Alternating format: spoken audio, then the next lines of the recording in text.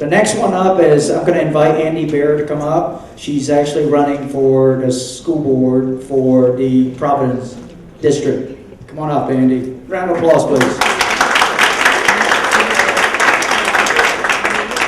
Hi, so my name is Andrea Bayer. I go by Andy. This room is familiar to me.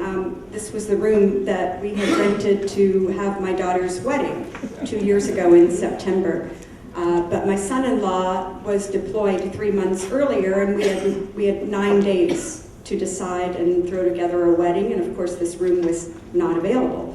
So we did throw that together. I never got to use this room, but I have 2 more daughters, so we'll use this room.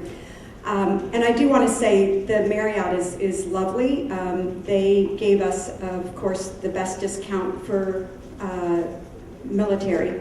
And if there are any military members in here, God bless you. My daughter's en route to Afghanistan right now, and she's a Black Hawk pilot, and I'm hoping to have her back safely. So anyway, I will say I'm running for the Fairfax County School Board, and I have a 26-year-old, a 22-year-old, and a 16-year-old, and I know firsthand what is being taught to our kids. I'm a former teacher. I'm now a tutor.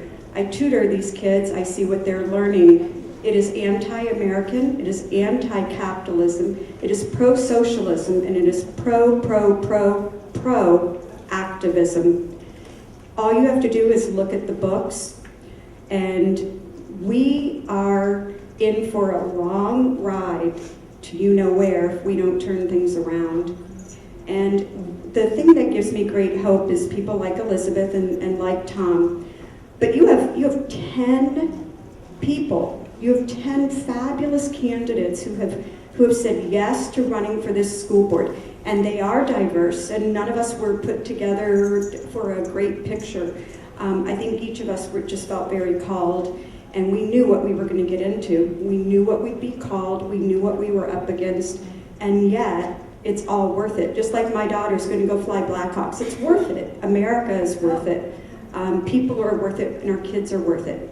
So think about over the next 4 years how many kids are going to come through FCPS's system and what we're going to be teaching them. And all you have to do is really talk to a teacher or a tutor.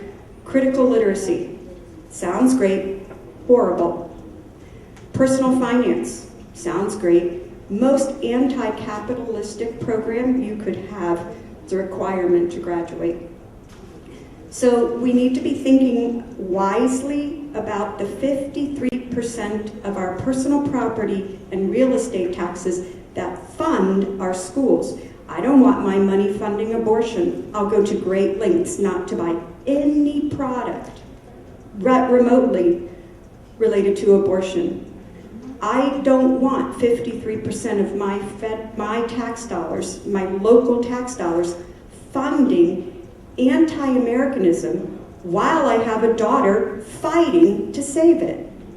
Now, we need people to understand. Why don't our neighbors understand that 53% of their personal property taxes go to our schools? They're not supposed to. Why don't we have people understand that you get to vote for 4 members of the school board? You're not supposed to. The way it's run now is that 53% goes to the school and someone profits. I guarantee it's not our kids. It is the special interests that profit from our schools. We need to realize who's profiting. We need to realize who's running our schools. Parents own and operate our schools. Our taxpayers own and operate our schools. That's the message. We also can't run this race, and like someone said before, there's no R, D, or I by our name on this ballot. So we've given every ounce of ourselves, our lives, to run these races. We can't let it be lost that there's not a ballot being handed out by the Republicans. Now, unfortunately, we lost Paul Bolin. He was running for our Providence District Supervisor seat. He was also our Providence District Chair. I get to see both sides of it because all of a sudden I became not just a candidate, but a Providence District Chair. I have 26 precincts. I have to now fill 26 precincts. So we have to, as a community, realize this is a team effort. I'm one person. I'm willing to do the hard work.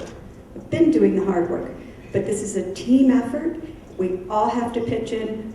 I need lots of help. All the candidates need lots of help. Don't let us get to election day and not have every precinct. There's 26 in Providence. There's hundreds in Fairfax County. Do not let us have a precinct where there is not one person to hand out a sample ballot. That's my biggest ask for everyone. I don't care if it's a 10-hour shift that we all have to work. We work 10-hour shifts then. Do not let us go without a volunteer. God bless you all. Thank you.